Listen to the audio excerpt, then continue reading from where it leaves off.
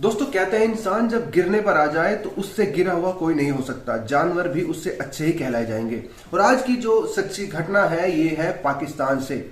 इस घटना को सुनने के बाद आपका भी रिश्तों पर से विश्वास उठ जाएगा। रिश्तों पर विश्वास करना आपके लिए भी बहुत कठिन हो जाएगा। दोस्तों ये घटना है पाकिस्तान की, जहां पर एक घर में एक लड़की अकेली रह रही थी क्योंकि उसके माता पिता और उसका भाई खेतों पर काम करने के लिए गए थे। उस दिन वो लड़की नहीं गई। क्यों नहीं गई? क्योंकि उसकी तबीयत खराब थी, इसीलिए वो घर पर ही रह गई। और इसीलिए इसका फायदा उठाने के लिए उसी के घर में उसी के चाचा का लड़का उसके साथ गंदा काम करता है, घिनौना काम करता है, और तब तक करता है जब तक उसका मन नहीं भरता।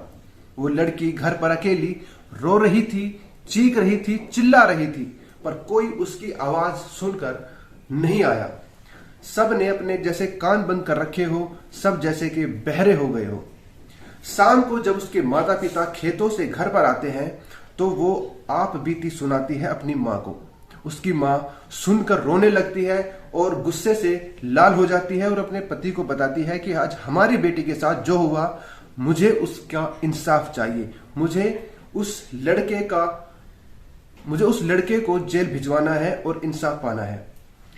अपनी पत्नी की बात सुनकर वो थाने जाता है और एसएचओ के सामने अपनी आप बीती बताता है। एसएचओ उस लड़की की रिपोर्ट दर्ज कर लेता है और उस लड़के को पकड़ने के लिए, जिसने ये घिनौना काम किया था, पकड़ने के लिए उसके घर पर जाते हैं, लेकिन वो नहीं मिलता। फिर अगले दिन जाते हैं, वो फिर नहीं मिलता।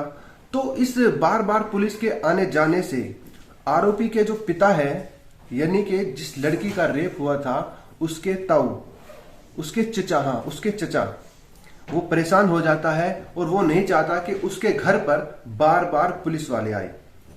इसीलिए वो गांव के जो पंचायत होती है उनको पंचों को इकट्ठा करता है और एक पंचायत ऑर्गेनाइज करता है। वो चाहता है कि उसका फैसला पंचायत करे, ना कि कोई पुलिस प्रशासन।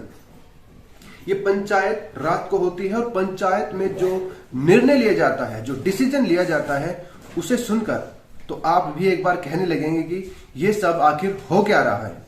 आपकी भी रूह कांप जाएंगी, आप भी सोचने पर मजबूर हो जाएंगे कि पंचायत आखिर ऐसा फैसला कैसे ले सकती है। जब पंचायत हो रही थी तो सभी पंचों ने मिलकर वहां पर एक ऐसा निर्णय लिया। निर्णय क्या था दोस्तों? निर्णय यह था कि जिस तरह से इस लड़की का बलात्कार इस लड़के ने किया है, ठीक उसी तरह उस लड़के की बहन, यानी कि जो आरोपी है उसकी बहन के साथ, और जो पीड़िता है उसका भाई, वो भी सेम ठीक उसी तरह बलात्कार करे और सबके सामने। ये भरी पंचायत में ये डिसीजन लिया गया, निर्णय लिया गया। और उस पंचायत में दोनों परिवार के सारे सदस्य थे, 5 पंच थे और गांव के 10-20 लोग थे। उनके सामने जब ये फैसला लिया गया तो उनके माथे पर शिकंज की एक लकीर तक नहीं आई। उन्हें जरा भी अफसोस नहीं हुआ, जरा भी उन्हें बुरा नहीं लगा कि आखिर पंचायत में ऐसा फैसला कैसे ले सकते हैं। यह बात मेरे भी पल्ले नहीं पड़ी। और सबसे बुरा और सबसे बड़ी और सबसे घटिया बात तो ये लगी कि ये सारा काम आज ही रात को होना था। उसी रात को वहां पास में एक कमरा था, उसी कमरे में जो आरोपी था उसकी बहन को लाया गया और जो पीड़िता थी उसके भाई को बुलाया गया और वहां पर उन दोनों को बंद कर दिया। अब वो जो लड़की थी, आरोपी की जो बहन थी, वो भी ठीक उसी तरह चीख रही थी, चिल्ला रही थी, गिड़गिड़ा रही थी, पर किसी की कोई आवाज नहीं निकली। उस पूरी भरी पंचायत में सिर्फ 2 महिलाएं ऐसी थी जिनके गुर्दे, कलेजे फटे जा रहे थे गम के मारे, दर्द के मारे।